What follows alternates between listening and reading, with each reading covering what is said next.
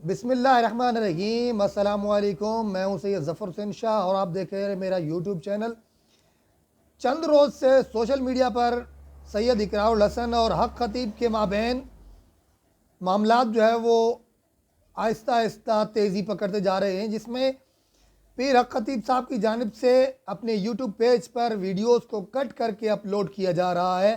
اس میں یہ ظاہر کیا جا رہا ہے کہ سید اقرار الحسن صاحب نے جو ہم پر جھوٹا الزام لگایا تھا اس میں وہ جو ہے وہ جھوٹے ثابت ہوئے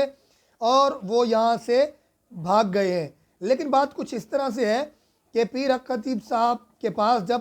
14 فروری کا ٹائم رکھا گیا، سید اقرار الحسن ان کے آستانے پر وہاں پر پہنچے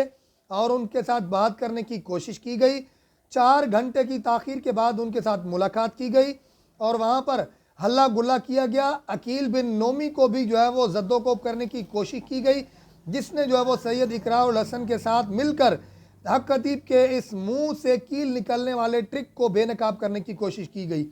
تو لہٰذا ہوتا تو یوں، اگر حق خطیب صاحب سچے تھے تو انہیں چاہیے تھا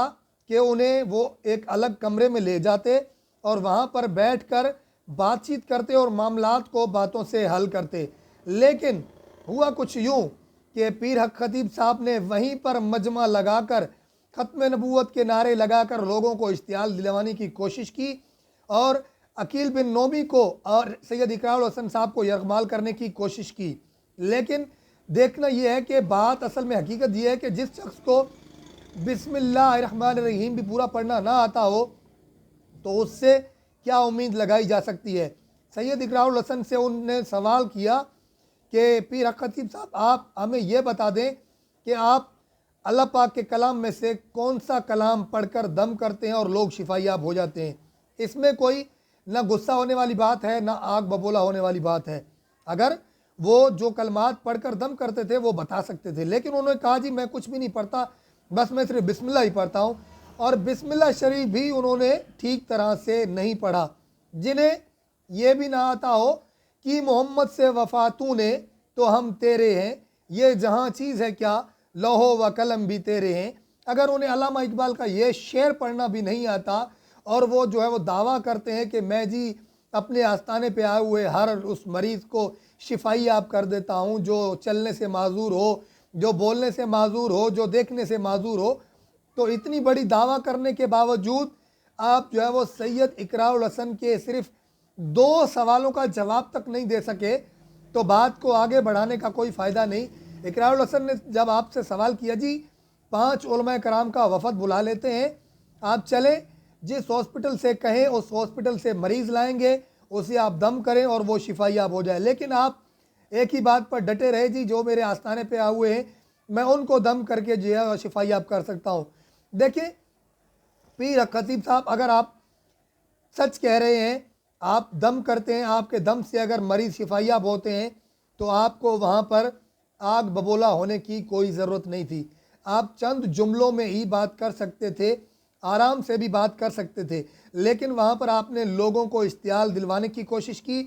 اور عقیل بن نومی کو کہا کہ آپ جی باہر آئیں، اس کو باہر نکالیں جنہوں نے ٹرک کی ہے۔ دیکھیں یہ عام بندہ تو نہیں کر سکتا نا۔ اگر آپ کسی کو دم کریں، کسی کے آنکھ سے چین برآمد کریں یا کسی کے منہ سے کیلیں اور سوئیاں برآمد کریں تو یہ عام بندہ تو نہیں کر سکتا۔ ظاہری بات ہے انہوں نے یہ طریقہ کار کیا، انہوں نے یہ سب کچھ کیا، اس کے بعد جا کر یہ معاملات ہوئے، تو اس سے ظاہر ہوتا ہے کہ آپ کے پاس ایک ٹرک ہے جس ٹرک کے ذریعے آپ لوگوں کو گمراہ کر رہے ہیں۔ تو لہٰذا لوگوں کو گمراہ نہ کریں۔ اگر آپ کے پاس کوئی بھی علم موجود ہے تو آپ وہ پڑھ کر اپنا جو ہے وہ بیانیہ سامنے پیش کر سکتے ہیں۔ اگر آپ کو چاہیے، آپ اگر اب بھی آپ کے پاس موقع ہے، اگر آپ مناظرہ کرنا چاہتے ہیں تو 5 سے 6 علماء کرام کا وفد بنا لیں اور